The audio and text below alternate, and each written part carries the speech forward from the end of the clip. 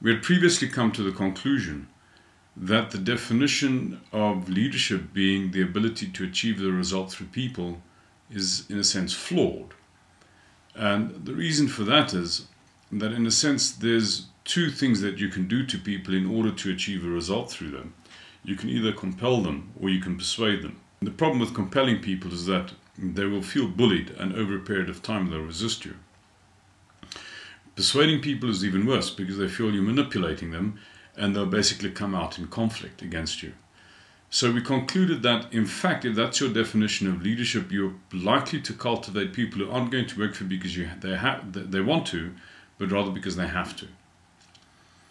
You've now done an exercise where you created a collage of the sort of boss that you would work for because you wanted to. And what was apparent in that collage is that you would have found themes similar to the ones that we've got elicited here. In other words, the boss that you would work for because you wanted to would do things like be empathic, supportive, be kind, helpful, compassionate, approachable, listens, be friendly, have a sense of humor, be knowledgeable, wise, empowering, and trusting, be honest, fair, and consistent, coach, give feedback, take risks, challenge, be exemplary, be intelligent, and creative. Now the question is, what's the difference between the boss on the left and the boss on the right? The boss you're going to work for because you have to, and the boss you're going to work for because you want to. And in the first instance, what's apparent is that the difference between these two is not behavioral, because both of them can behave in the same way. Both of them can behave in either compulsive or persuasive ways. The have to boss, for instance, can bully you. He can manipulate you. If you have a look at the want to boss, in the first instance, he can behave in soft and persuasive ways. He can be kind, he can be helpful and compassionate. But it is also possible that this person can act in very hard and confrontative or compulsive ways, because you are asking this person to be fair, to be honest, to be consistent. Now, somebody who's fair isn't always necessarily nice. In other words, he can also act in hard and compulsive ways, which means that it's not useful to distinguish between these two on the basis of how compulsive or persuasive their behavior is, because they can both conceivably behave in exactly the same way. An example of this is the following. Let's say I've got two people that I'm trying to give a pen to, and the one is Janet and the other one is Suzanne. And I go to Janet and I give her the pen and I say to her, Janet, here's the pen, and I give her the pen because she needs the pen. On the other hand, I go to Suzanne and I give her the pen and I say, 2 weeks later I go back to her and I say, Suzanne, 2 weeks ago I gave you a pen, today give me what I want you to give me. Clearly the difference between these two interactions does not sit in my behavior, because in both cases I'm behaving in the same way. If you put a video camera in the corner and you recorded the two interactions, what you'd see on the camera is exactly the same thing. One person handing another person a pen. So in a sense, the difference between the two doesn't sit in the behavior, it sits in my intent.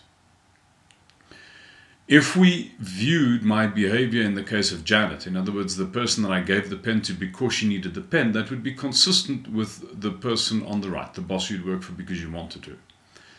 And the interaction with Suzanne would be consistent with the boss on the left, the boss that I'd work for because I had to. So what becomes apparent is the difference between these two does not sit at the level of behavior, it sits at the level of intent. Because the first question to ask is, with regard to this have to boss, who's the beneficiary of all of the behavior? And what's apparent is that the boss himself is the beneficiary of that behavior. He's there to get something out of you. On the other hand, if you look at the boss that you'd work for because you want to, every one of the things that are in that description actually have the subordinate as the beneficiary of the behavior.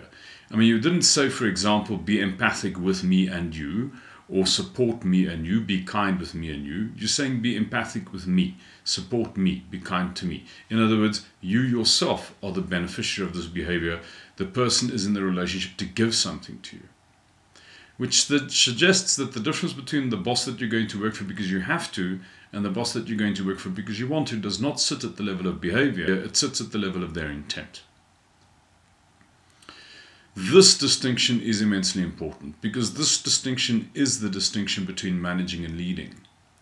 if one asked oneself who's the beneficiary of, or if you like, what is a manager accountable for what he's getting from the people working for him or what he's giving to them, then clearly he's fundamentally accountable for what he's getting from them. On the other hand, a leader, if you look at how the word leadership operates in context outside of business, for example, the trade union shop steward, it would sound strange if you called the shop steward a union manager. And the reason for this is very specific. In the relationship between the steward and the member is not there for the steward is there for the member.